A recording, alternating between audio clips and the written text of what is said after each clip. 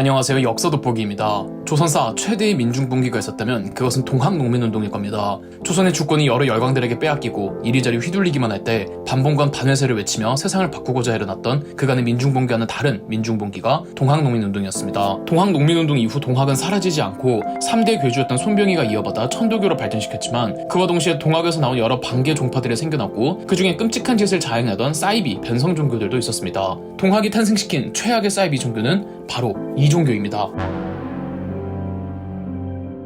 동학이 탄생시킨 최악의 사이비 종교는 역시 백백교일 겁니다. 백백교는 동학 출신이었던 전용해가 평안북도 영변에서 창시한 종교였습니다.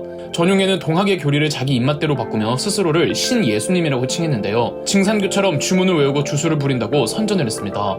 백백교의 시작은 전용해의 아버지인 전정훈의 백도교였는데 전정훈도 동학 출신이라며 동학을 필두로 사람들 사기를 치고 다녔다고 합니다. 백범 김구의 백범일기를 보면은 당시에는 동학도가 아니면서 자기가 동학도라고 하며 사기를 치고 재산을 훔치고 부녀자들에게 몹쓸 짓을 하던 사람들이 굉장히 많았다고 합니다. 그래서 당대 동학에 대한 이미지도 그렇게 좋진 않았죠. 그래서 안중근 의사도 동학을 부정적으로 평가했고요. 전봉주는 이런 사짜 동학도들을 색출하기 위해 눈에 불을 켰으나 전정훈은 금강산으로 도망쳐 그곳에서 수도를 하고 내려와 함경도와 평안도를 돌아다니다가 1899년 함경남도 문천에서 백도교를 만들고 신도들을 모았다고 합니다. 백도교를 믿으면 동해바다에 새로 생길 신선의 땅으로 가서 불로장생할 수 있었다고 합니다. 역시 사이비 신도들이 탄생했고 전정훈은 60명의 첩을 거느리고 친인척과 신도 8명을 살해한 적도 있으며 첩 4명을 생매장시키기도 했다죠. 1919년 전정훈이 51세의 나이로 사망했습니다. 백도교의 2대 교주 자리를 두고 전정훈의 세 아들들이 다투다가 결국 새 종교로 찢어졌는데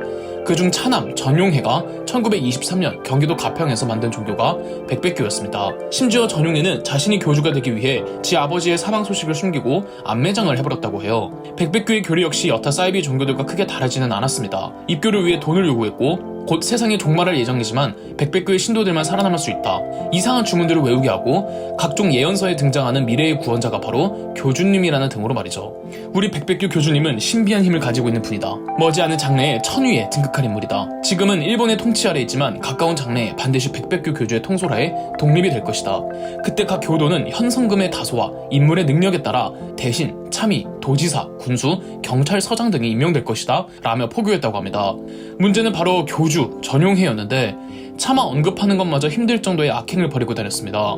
신도들 금품 갈취가 기본이고 여신도 혹은 신도들의 어린 딸들을 자기에게 갖다 바치게 했으며 각종 변태적인 성범죄를 일삼았습니다. 전용해의 오른팔 왼팔이었던 이경득과 문봉조 등이 전국을 돌아다니며 백백교 신도들의 딸들 그리고 미모가 아름다운 여인들을 마치 연산군 시절의 채홍사 마냥 찾아내어 전용해에게 바쳤습니다. 그런데 첩으로 삼다가 전용해가 실증이 나면 여성들을 죽이고 임신을 해도 죽이고 심지어 태아마저 죽였죠. 말을 듣지 않을 경우 10대 소녀들의 옷을 전부 벗기고 찬물을 뿌려 얼어 죽이게 했다는 일화도 있으며 10살 미만의 아이들도 무참하게 살해했다고 합니다. 전용해는 부엉이 부대라는 일종의 첩보대원들을 심어두어 자신 혹은 백백교에 대해 부정적인 말을 하거나 믿음을 저버리는 이들이 있으면 색출해내어 314명을 살해하거나 생매장했다고 합니다. 여기에 입막음을 하려고 죽인 사람들도 많았죠. 백백교에서 기도드리러 간다는 말은 구레대리구가 살해한 후 안매장한다는 뜻이었다고 합니다. 전용해는 신도들에게 자신을 대원님이라고 부르게 했고 관의 눈을 피하기 위해 10개가 넘는 가명을 썼다고 해요. 백백교의 정체가 아주 비밀은 아니었던 걸로 보입니다. 경찰 쪽에서도 빌미를 눈치챘던 것으로 보이며 1930년 강원도 김화경찰서에서 생매장당한 여성 4명을 발견했는데 이 여성들은 전용해가 아닌 그의 아버지였던 전 주교 전정훈의 첩으로 밝혀져 경찰에서 조사를 진행해 간부진 몇 명을 검거했는데 이들은 백백교의 간부였다기보다는 전신교단이었던 백도교의 인원이어서 백백교 자체는 큰 타격이 없었습니다. 아니 오히려 백백교는 신도들의 입막음을 위해 신도들을 위해하는 빈도수가 증가했다고 하죠. 유곤룡이라는 청년이 있었습니다. 유곤룡의 할아버지가 사망하기 전 유언으로 할아비는 장차 너의 부귀와 공명을 위해 근 30년간 백백교를 믿어왔다. 대원님께 의지하여 재물 버리기를 초기와 같이 했다. 그러나 아쉬워 말거라 라고 했다고 해요. 알고 보니 자기 아버지도 독실한 백백교 신자였다는 거예요. 자기 아버지가 집안의 전 재산을 백백교에다가 바쳤고 심지어 18살 여동생을 바치려고 하자 유곤룡은 의도적으로 백백교에 가입하는 척하며 잠입하였습니다. 그에 따르면 교주 전용해를 마주칠 때 5가지 계율이 있었다는데 첫째, 절대 교주의 얼굴을 봐서는 안 되고 고개를 숙이고 있어야 하며 둘째, 몸에 아무것도 소지하면 안 되고 셋째, 결백한 마음가짐 넷째, 묻는 말에만 대답할 것, 그리고 마지막, 어떤 지시와 명령이든 복종할 것이었다고 합니다. 그렇게 유골룡이 전용해를 만났는데 이때 전용해의 말이 충격적이었습니다. 따지고 보면 자네와 나는 4년 전부터 천한매 부지간이었는데 이제야 만나게 되는구나 라고 했다고 해요. 하지만 유골룡의 목적은 어디까지나 잠입이었기 때문에 세뇌되지 않은 대답에 의문을 느낀 백백규에서 그를 잡으려고 하자 유골룡은 탈출하고는 바로 경찰에 신고를 해버렸습니다. 1937년 경찰들이 백백규와 전용해의 아지트를 일망타진했는데 그들의 20여 개의 아지트에서 살인이 벌어진 굴과 시체 349구를 발견했다고 하네요. 대표적인 곳이 양주에 있는 천원 금강사무소였습니다.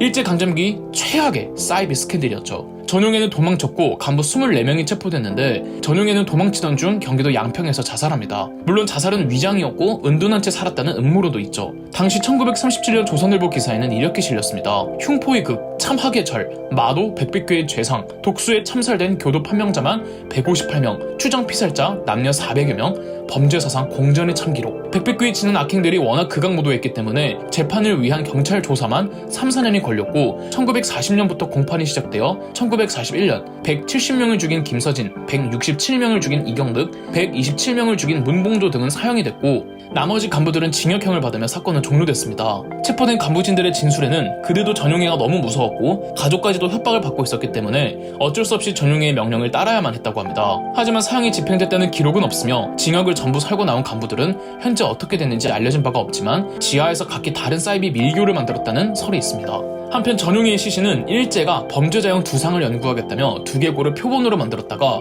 이것이 해방 후 국립과학수사연구소로 전해져 이곳에서 보관을 했는데 범죄자형 두상을 연구한다는 것 자체가 구시대적이고 비인도적이라는 항의에 행정안전부는 인정을 했고 불교단체 모니노에서 그 두개골을 인수한 뒤 지난 2011년 남양주의 봉선사에서 전용해 위령제를 지내기도 했다고 합니다. 현재 경기도 가평의 성룡산에는 백백규 터가 있으며 양평에는 백백규 신도들의 신앙촌도 남아있습니다. 그리고 아직까지도 본인이 전용해를 교주로 모시며 자신이 백백규 신자라고 주장하는 이들도 있다고 하네요. 동서고금 인류 역사상 사이비 종교들의 만행은 단 한 번도 단절되지 않고 교단 명만 다를 뿐 계속 전해져 내려왔습니다.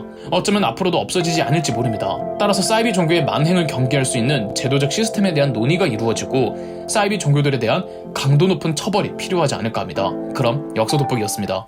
저희 역사돋보기가 멤버십 가입을 시작했습니다. 멤버십 가입을 해주신 분들 덕분에 영상 제작에 큰 도움이 되고 있습니다. 감사합니다. 영상 재미있으셨다면 구독과 좋아요, 알림 설정까지 해주시면 감사드리겠습니다.